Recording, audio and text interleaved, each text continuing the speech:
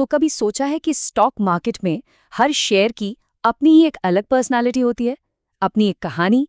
आज हम ना ऐसी ही 3 बिल्कुल अलग-अलग कहानियों को समझने की कोशिश करेंगे। और हाँ, एक बात साफ कर दूं, ये कोई खरीदने बेचने की सलाह नहीं है। ये तो बस एक केस स्टडी है, रिस्क और रिवॉर्ड को समझने की। तो कहानी शुरू होती है एक सवाल से कि एक निवेशक को चाहिए क्या? क्या वो एक हाई रिस्क वाला दांव खेलना चाहता है, या फिर एक ऐसा स्टॉक जो भरोसेमंद हो, एकदम स्थिर, या फिर कुछ ऐसा जो इकोनॉमी के साथ साथ चले? चलिए आज इसी पहेली को सुलझाते हैं। और हमारी लिस्ट में पहला नाम है वोडाफोन आइडिया। इसको हम रखेंगे अपनी सबसे ज्यादा जोखिम वाली कैटेगरी में।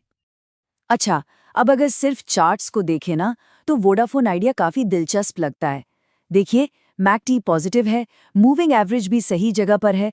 मतलब शॉर्ट टर्म में ट्रेडर्स के लिए ये एक बढ़िया सिग्नल हो सकता है। कुछ एनालिस्ट भी कह रहे हैं कि हाँ, थोड़ी बहुत तेजी आ सकती है। लेकिन यहाँ एक बहुत बड़ा लेकिन है। जो कहानी हमें चार्ट्स पर दिख रही है ना, वो असल में आधी ही कहानी है। असली पिक्चर तो कहीं और छिपी है। और वो पिक्चर छिपी है कंपनी के फंडामेंटल्स में। जब हम कंपनी की हालत को अंदर से झांक कर देखते हैं तो मामला एकदम पलट जाता है। बहुत भारी कर्ज है, कंपनी लगातार घाटे में चल रही है, और ऊपर से एजीआर बकाये का दबाव अलग। मतलब यहाँ खतरे की घंटियां जोर जोर से बज रही हैं। तो फिर वोडाफोन आइडिया को कैसे समझे? इसे एक लॉटरी का टिकट समझिए। अगर किस्मत चल गई, जैकपॉट लग गया, तो शायद कुछ बन जाए, लेकिन जीतने के चांस बहुत कम है और अपना पैसा खोने का रिस्क बहुत बहुत ज्यादा। तो अगर वोडाफोन आइडिया एक लॉटरी का टिकट है, तो हमारा अगला स्टॉक ठीक उसका उल्टा है। चलिए मिलते हैं सिटी यूनियन बैंक से, एक स्टेबल और भरोसेमंद प्लेयर।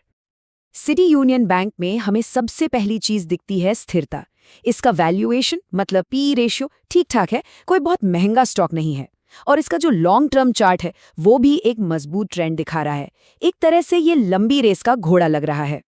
और अब जरा इसका परफॉर्मेंस देखिए, ये कमाल का है। एक तरफ जहां सेंसेक्स मतलब पूरा मार्केट सिर्फ 5% ऊपर गया, वहीं सिटी यूनियन बैंक ने 42.6% का जबरदस्त रिटर्न दिया है। सोचिए कितना बड़ा अंतर है। इससे साफ पता चलता है कि इसमें कितनी मजबूती है। लेकिन हर चीज में कुछ ना कुछ तो होता है ना? यहाँ भी है। ये कछुए की चाल चलता है, स्थिर है पर धीमा। यहाँ रातों रात पैसा डबल होने वाली ग्रोथ की उम्मीद नहीं कर सकते। और हाँ, बैंकिंग सेक्टर के जो अपने जनरल रिस्क होते हैं वो तो यहाँ भी लागू होते हैं। तो सिटी यूनियन बैंक का प्रोफाइल कैसा हुआ? ये एक भरोसेमंद स्क्रू ड्राइवर की तरह है। हर टूलकिट में इसकी जरूरत होती है।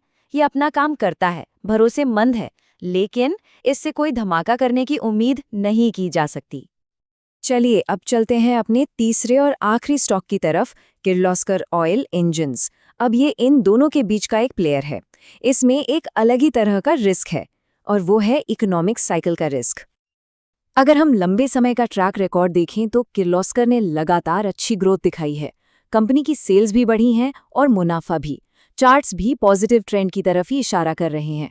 मतलब ग्रोथ की गुंजाइश तो दिखती है। लेकिन इसका सबसे बड़ा रिस्क पता है क्या है? इसकी किस्मत ना देश की इकोनॉमी से जुड़ी हुई है।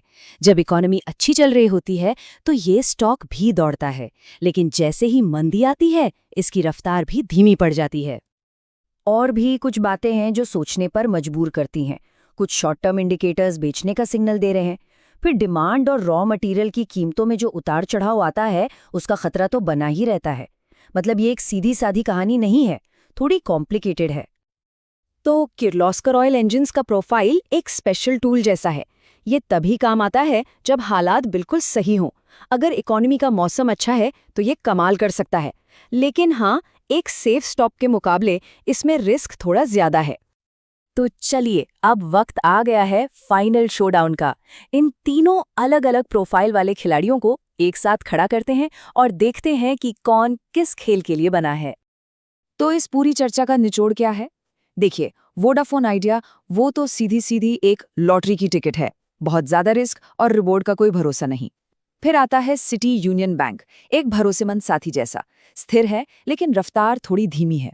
और आखिर में किर्लोस्कर, जो कि एक साइक्लिकल प्लेयर है। मतलब इकोनॉमी का मौसम अच्छा रहा तो ये दौड़ेगा, वरना नहीं। तो अंत में हम किसी जवाब के साथ नहीं बल्कि एक सवाल के साथ इस चर्चा को खत्म करेंगे। सवाल ये है कि इन तीनों में से कौन सा प्रोफाइल किसी के अपने लक्ष्य और रिस्क लेने की क्षमता से मेल खाता है। और इसका जवाब हर किसी के लिए अलग अलग होगा, क्योंकि स्टॉक मार्केट में कोई एक साइज सब पर फिट नहीं होता।